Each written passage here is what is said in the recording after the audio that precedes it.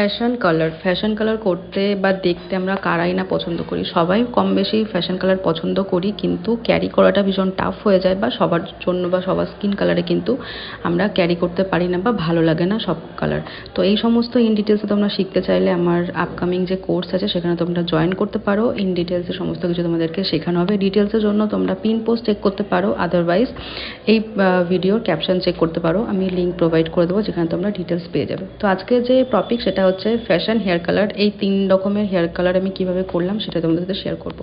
তো সবার প্রথম তোমরা দেখতে পেলে এখানে একটা কাটিং হেয়ারের পার্ট নিয়েছি। সেখানে আমি এখানে লরিয়ালের প্রোডাক্ট ইউজ করছি, ব্লন্ডার পাউডার।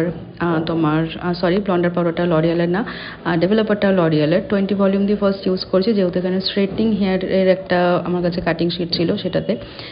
তো আরেকটা দিকে নিয়েছি হচ্ছে আমার আগের ভিডিওতে তোমার সাথে শেয়ার করেছিলাম যে এই রেড কালারটা তোমরা কিভাবে করবে, সেই রেড কালারটাকে আজকে আমি এখানে রিমুভ করে এটার উপর কিন্তু আমি একটা নিয়ন গ্রিন কালারের ফ্যাশন কালার অ্যাপ্লাই করব। তো এটা তোমরা দেখলে বুঝতে পারবে যে তোমরা রেড হেয়ার কালারকে কিভাবে কাট ডাউন করে অন্য কোনো কালার করবে। তো এখানে দুটো আমি কাজ করছি, দুটো দিয়ে 3টে করব।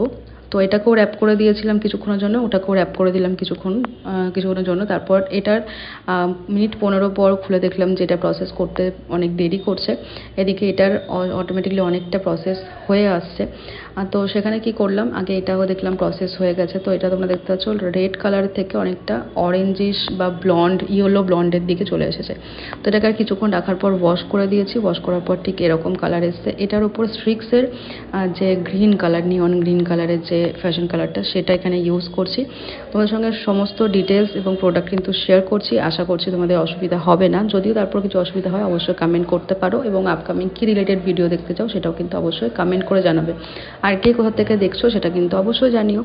তো এটা ছিল ফ্যাশন হেয়ার কালার। তো ফ্যাশন হেয়ার কালারটা, রেড কালারটাকে রিমুভ করে আমি একটা নিয়ন গ্রিন করলাম। আর আরেকদিকে আমি যে মোটা একটা স্ট্যান্ড অ্যাপ্লাই করেছিলাম, যেটাতে কোনো 20 মিনিট পর আমি দেখলাম যে অনেক স্লো কাজ করছে। তো সেখানে আবার আমাকে ব্লন্ডার মিক্স করে রিঅ্যাপ্লিকেশন করতে হলো। তোমরাও এটা করতে পারো যখন দেখবে কোনো হেয়ারে তোমাদের প্রসেসিং স্লো হয়ে গেছে, তার মানে তোমাকে আরও একবার রিঅ্যাপ্লিকেশন করতে হবে। তো ওটাকে রিঅ্যাপ্লিকেশনে বসিয়ে দিয়ে এদিকে আমি দেখলাম আমার যে নিয়ন কালারটা সেটা কিন্তু কমপ্লিট শেড ধরে নিয়েছে। তো এটাকে খুব ভালো মতন ড্রাই করে রিমুভ করে, এটা ছিল নিয়ন কালারের লুকটা। দেখতে পাচ্ছ কতটা ওয়াও একটা লুকিং এসছে। যারা এই কালারগুলো ক্যারি করতে চাও বা ক্যারি করতে পারো তারা তো জানো যে কতটা সুন্দর লাগে। আমি এখানে কাটিং কালো কালারের একটা কাটিং ডামির উপর হেয়ারের উপর ফেলে তোমাদের দেখালাম যে কতটা সুন্দর লাগবে ব্ল্যাকের সাথে কম্বিনেশন যদি করো।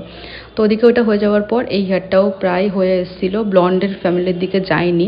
তো এটাকে আর রাখার টাইম ছিল না, তাতে আমরা হেয়ারটাকে ড্যামেজ করে ফেলবো। তো টাইম ওভার হয়ে যাওয়ার পর আমাকে মিনিমাম 6-7 লেভেল মতো লিফট করার পর এখানে স্টপ করে দিয়ে ওয়াশ করে এখানে অ্যাপ্লিকেশন করতে হচ্ছে। যার কারণে কিন্তু এখানে যে আমার নিয়ন কালারটা মানে এই গ্রিন কালারটা সেটা কিন্তু খুব ভালো প্রপার এই হেয়ারে আসবে না। তার কারণ আমি ডিজায়ার যে লিফটিংটা সেটা এখানে করতে পারলাম না বিকজ অফ হেয়ার কন্ডিশন।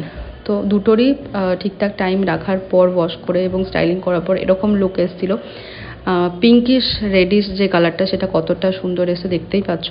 আর নিয়ন কালারটাও কিন্তু খারাপ আসেনি, একটা বেশ শ্যাওলা শ্যাওলা কালারের লুক দিচ্ছে। এই কালারটাও বেশ ভালো লাগছে।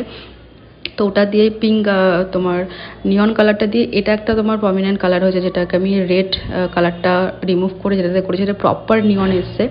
আর ওই কালারটাতে, ওই হেয়ারটাতে কিন্তু একটা হালকা শ্যাওলা শ্যাওলা গ্রিনিশ, মানে তোমার বলতে পারো বটল গ্রিন টাইপের একটা কালার এসছে। তো এই দুটো হেয়ার কাটিং শিটের ওপর আমি কি করলাম, যে 3 রকমের কালার কিন্তু তোমাদের সাথে শেয়ার করলাম।